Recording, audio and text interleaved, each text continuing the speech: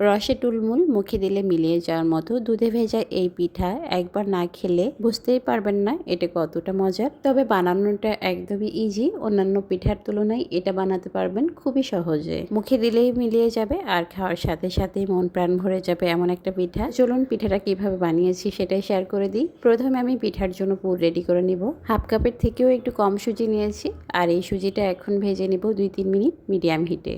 সুজিটা ভাজতে ভাজতে একটু দিয়ে দিব কাজু বাদাম। কাজু বাদামটা দেওয়ার কারণে সুজির এই ক্ষীরটা খেতে কিন্তু খুবই ভালো লাগবে। বাদাম কুচিগুলো দেওয়ার পরে আরও 1-2 মিনিট এটা ভেজে নিলাম। এখন দিয়ে দিব দুধটা আগে থেকে জাল করে হালকা একটু ঘন করে রেখে দিয়েছিলাম।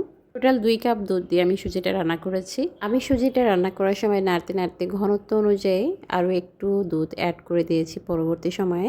তো দিয়ে দিলাম 2 টেবিল চামচ মতো চিনি। এখন হালকা একটু নাড়াচাড়া করে চিনিটা গলে গেলে দিয়ে দিব গুঁড়া দুধ।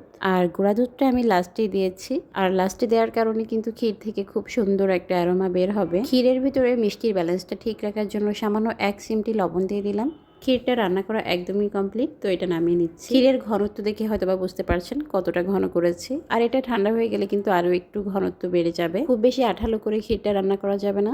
আজকে যে পিঠাটা বানাবো সেটা কিন্তু ব্রেড দিয়ে, যে কোনো ব্রেড দিয়েই করা যাবে, তবে আমি মিল্ক ব্রেডটা পছন্দ করেছি আজকের রেসিপিটা বানানোর জন্য। আর এই মিল্ক ব্রেডটা আমার কিন্তু খুবই পছন্দের, একটা মিল্কি মিল্কি ঘ্রাণ আসে, আবার খেতে খুবই ভালোও লাগে। তো ব্রেডটা আমি বেলুনি দিয়ে একটু ফ্ল্যাট করে নিলাম।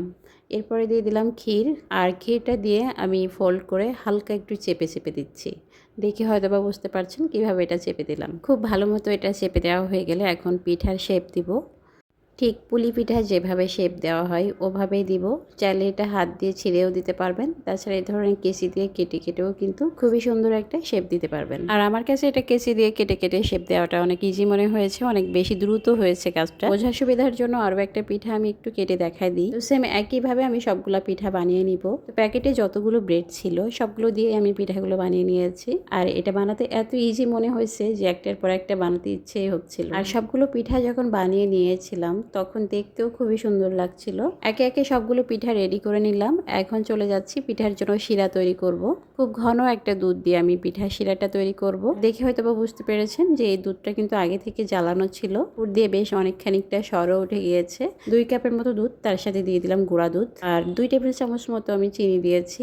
চিনিটা কিন্তু পরিমাণে কম দিবেন, যেহেতু পিঠার পুরটাও আমাদের চিনি দিয়ে বানানো, আবার শিরাটাও চিনি দেওয়া হবে, তাই অতিরিক্ত মাত্রায় যদি চিনি হয়ে যায় তাহলে খেতে একদমই ভালো লাগবে না। আর এই দুধটা জাল করে অনেক বেশি ঘনও করতে হবে না, যেহেতু আগে থেকে জাল করা ছিল। 2-3টা এলাচ দিয়ে আমি আরও একটু জাল করে এটা নামিয়ে নিয়েছি। দুধের শিরাটা নামিয়ে নিয়ে অনেক বেশি ঠান্ডা করা যাবে না, জাস্ট একটু হালকা ঠান্ডা হয়ে গেলে দিয়ে দিব পিঠার উপরে। সবগুলো পিঠা আমি শিরার ভিতরে ভিজিয়ে নিব। আর পিঠাগুলো কিন্তু আপনারা গরম গরমও খেতে পারবেন, আবার চাইলে ঠান্ডা করে খেতে পারবেন। গরমের দিনে এই পিঠাটা যখন ঠান্ডা ঠান্ডা মুখে দিবেন তখন কিন্তু মন প্রাণ একদম জুড়িয়ে যাবে।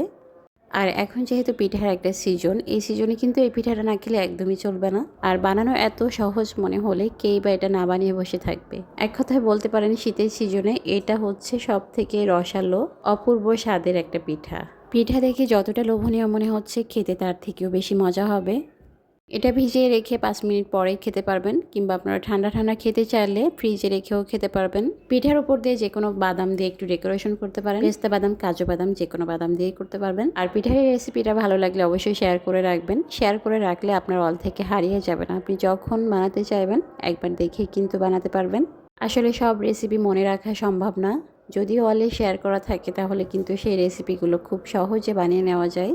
একটা পিঠা জাস্ট আপনাদের দেখানোর জন্য একটু কেটে আমি শেয়ার করছি।